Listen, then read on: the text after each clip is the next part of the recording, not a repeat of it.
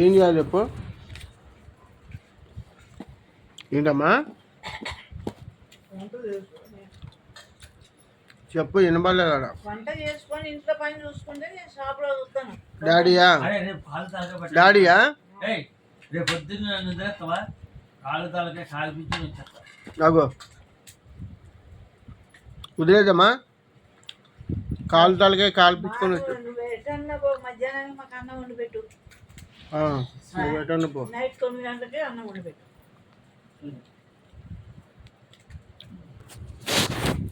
అవి కట్టుకోవడానికి జత బట్టలు కావాలట. సాయంకాలానికి అంటే మరి ఉతికెత్తావా? సంతలో అమ్ముతారు కదా చీరలు, అంతే. సాయంకాలం అయ్యాక సాయంత్రంకి ఇల్లంతా శుభ్రంగా ఉండాలి. సాయంకాలం వచ్చేటప్పటికి ఇవన్నీ ఇంట్లో ఉండి అన్ని చేసుకొని నేను మొత్తం పొద్దు నుంచి సాయంకాలం దాకా షాప్లోనే ఉంటాను.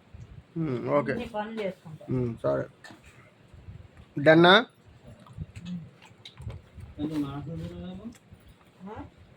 మాసం తీసుకొస్తే ఎవరు ఉండాలా? మాసా సంగతి అట్లుంచు, అన్ని ఆయన వండుకోవాల్సిందే ఇంట్లో ఉంటే. ఎవరు? అంటే స్వీట్ షాప్లో డ్యూటీ చేయకపోతే అట్లా మాంసాన్ని నువ్వే ఉండాలి. రూలు చెగోడి గిగోడి మొత్తం సన్నపుస దొడిపుస గవ్వలు కొమ్ములు చెక్కలు అన్ని చేసుకుంటాం. స్వీట్లు బాదుషా, కాజా, లడ్డు లడ్డు లడ్డు.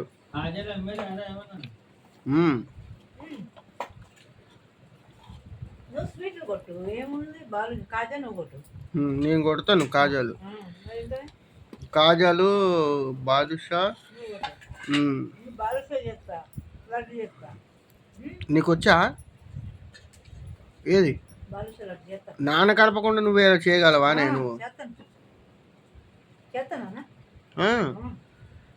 బాదుషా కాజా చేస్తావు, ఇంకేం చేస్తావు? మైసూర్ పాకు చేస్తా, గవ్వలు చేస్తా, కొమ్మలు చేస్తా. మైసూర్ పాకు ఎందుకు నేర్చుకోలేకపోయినావు నువ్వు? చేస్తాను. రేపు చేద్దాం, మనం ట్రై చేద్దాం రేపు.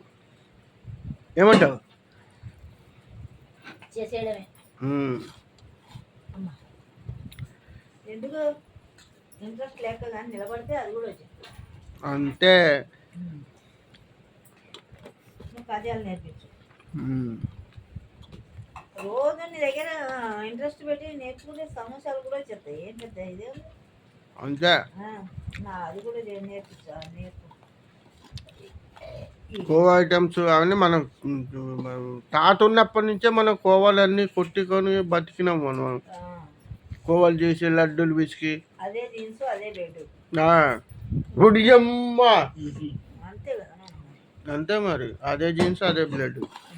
అట్లనే వస్తుంది. కొత్త నేర్చుకోవాల్సింది ఏం లేదు ఇక్కడ.